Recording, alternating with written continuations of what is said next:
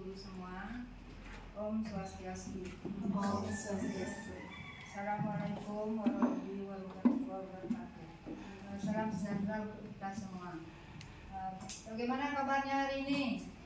Di sini sebagai moderator dan Ibu Putu ini sebagai narasumber.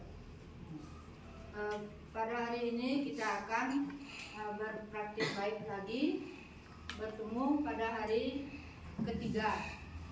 Pada hari ini judul praktik baik Bu Putu ini adalah penggunaan spinner kartun sebagai media. Untuk Bu Putu ini saya persilakan. Terima kasih kepada Ibu Moderator atas waktu dan kesempatan yang diberikan kepada saya pada hari ini untuk berbagi praktek baik.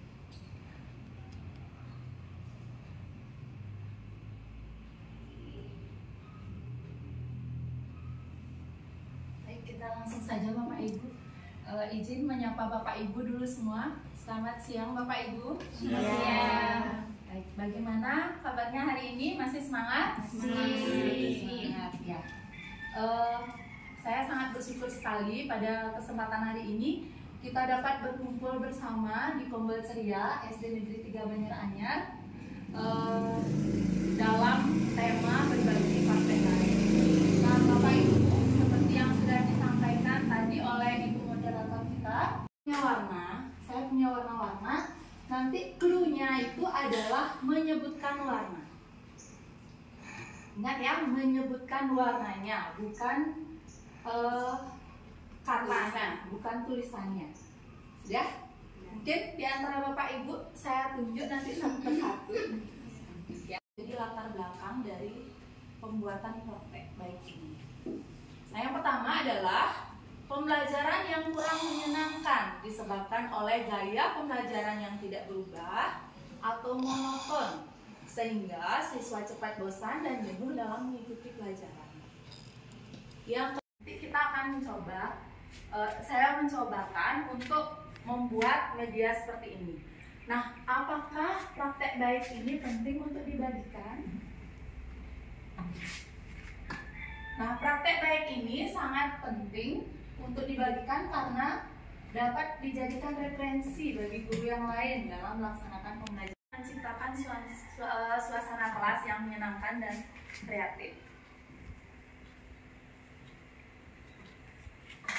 Nah, peran dan tanggung jawab. Nah, apa saja peran dan tanggung jawab kita di sini?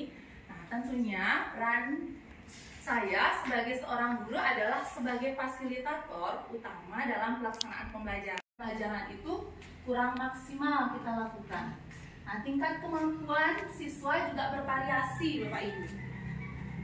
Nah, di situ dari segi faktor gurunya juga mungkin kita sebagai guru juga perlu merefleksi diri apakah pembelajaran yang kita berikan itu memaksimalkan sumber belajar kepada peserta didik dan terus berupaya menciptakan suasana kelas yang menyenangkan. Nah, tantangan untuk mencapai tujuan. Nah, apa saja tantangan untuk mencapai tujuan? Nah, di sini jenuh. Kemudian penggunaan model pembelajaran yang kurang tepat.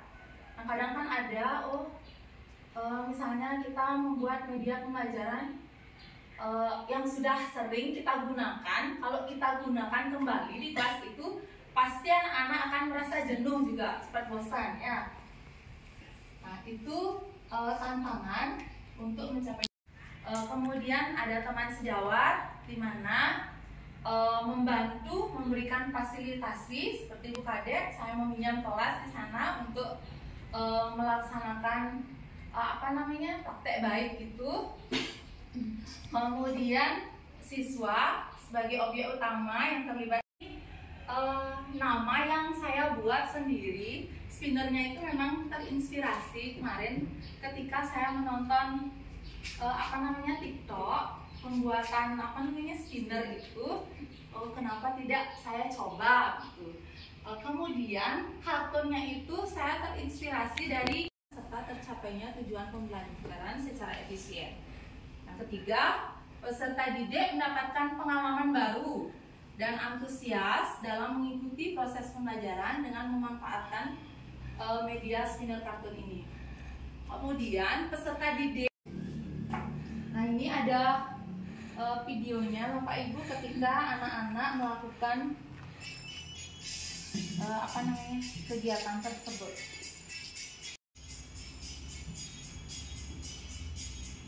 Nah itu rusak ya. Bisa disampaikan Bu, gimana tuh maksudnya? Yang spinner itu soalnya? Nggak, spinner itu kalau penggunaan spinnernya itu kan dia mencari soal Pak. Ya di sebelahnya itu kan kita sudah siapkan soal dengan gambar-gambar yang sama. Boleh kasih contoh satu? Ini di pause. Habis di pause. Ini video di slide ya? Nah, kemarin waktu menjelaskan ciptaan Sang Widi, ada tujuan pembelajarannya itu mencintai merawat ciptaan Sang Widi, contoh perilaku kasih sayang kepada ciptaan Sang Widi. Nah dari situ saya ini sama anak-anak memberikan contoh entah bagaimana. Kemarin saya ngambil Giant sama Nobita yang kan sering berantem itu, ya sama Marsha dan Bernard ya. Nah itu dari situlah ini dia soalnya. Saya carikan gambar. Satu-satu ya? Biar yang lainnya sebagai pemilih. Ya, pemilih soal. Pemilih soal. Oke.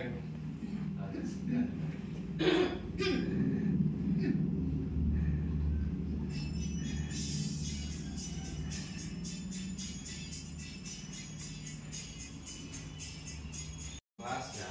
Yang penting kan ganti soal aja gitu kan? Iya, ganti soalnya.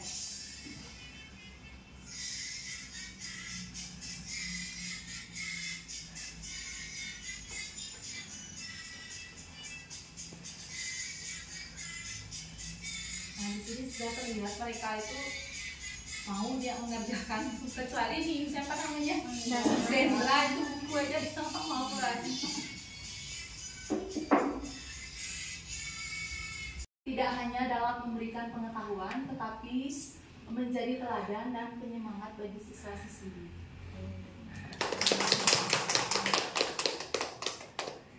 Baik, Bapak Ibu mungkin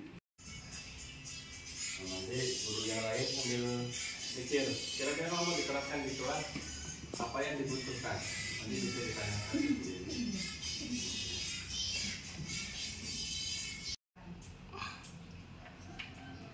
Silakan Bapak Ibu, mungkin ada yang ditanyakan.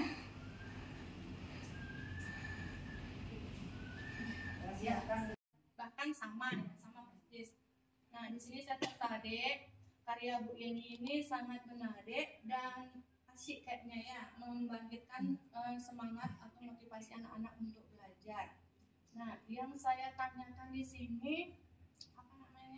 cara merolling soalnya itu Bu. Oh iya, Saya kurang jelas tadi. Ya, mereka kan duduk bersama, nah kebetulan pada saat itu kan duduknya berkelompok ya, jadi nggak kelihatan ininya rolling soalnya. Anak-anak itu kan dapat perorangan satu soal. Nah, satu soal itu mereka pecahkan dulu, mereka jawab. Setelah itu kita kasih waktu dia, waktu menjawab serempak, berhenti gitu. Berhenti mereka menjawab. Kemudian soalnya itu di rolling lagi ke teman sebelahnya. Kemudian yang di sini ngambil soal yang di kiri, yang di kanan ngambil soalnya. Berarti Di rolling begitu aja. jawabannya itu ditulis sendiri-sendiri. Ya, ditulis sendiri-sendiri. Setelah 5 soal itu berjalan, baru kita bahas. Nanti kalau betul 50 soal anak-anak sudah dapat. 50 skor, ya, 50 skor. Kemudian tambahan skornya untuk mencapai nilai 100 itu diambil dari nilai berkelompok. Kalau kelompoknya itu betul dia memecahkan ke 5 soal itu, berarti kan 50 soal. Nah, satu kelompok itu sama dapat 50. Jadi 100 satu orang itu berarti sudah mengantongi nilai 1. Saya sangat terinspirasi dengan proses penerapan Spinner kelas 3. Tapi di sini saya mau bertanya, Bu, nantinya bisa diterapkan di kelas 6 terutama dalam anak-anak yang mempunyai kemampuan kinestetik, ya. Kemudian dalam hal ini apa saja bahan-bahan yang diperlukan dalam pembuatan Spinner ini? Oh iya, bahan-bahannya itu sangat mudah. Kita hanya tinggal menyiapkan kardus dan kertas-kertas, lem, ya.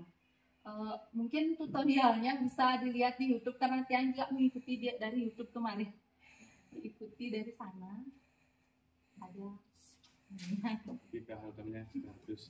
Ya, bahan utamanya kardus, Pak. Nah, kardus sama kertas. Nanti boleh.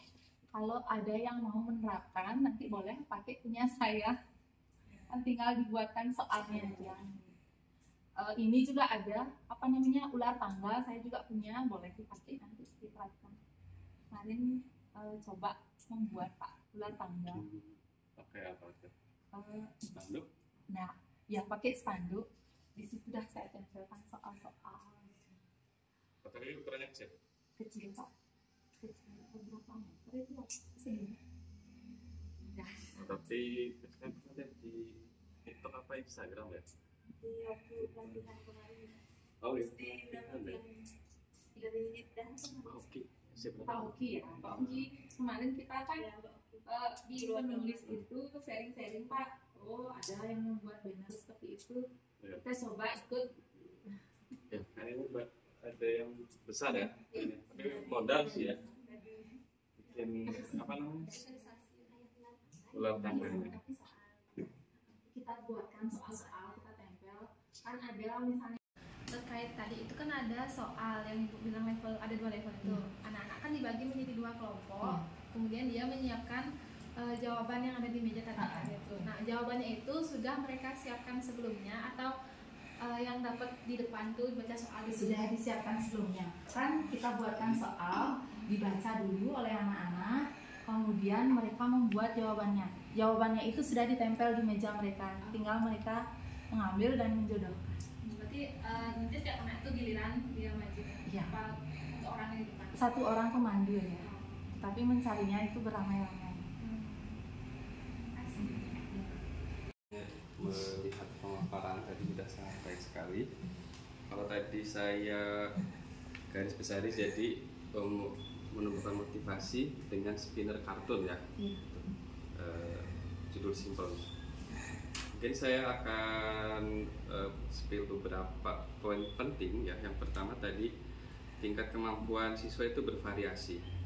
Ya itu jadi bukan hanya Bu Yeni saja, mungkin ke Bu Kadek dan yang lainnya. Berarti mau nggak mau kita sebagai guru harus memberikan pembelajaran sesuai dengan kemampuan mereka. Dalam hal ini berarti kita harus menerapkan pembelajaran Bapak Ibu? Berdiferensiasi.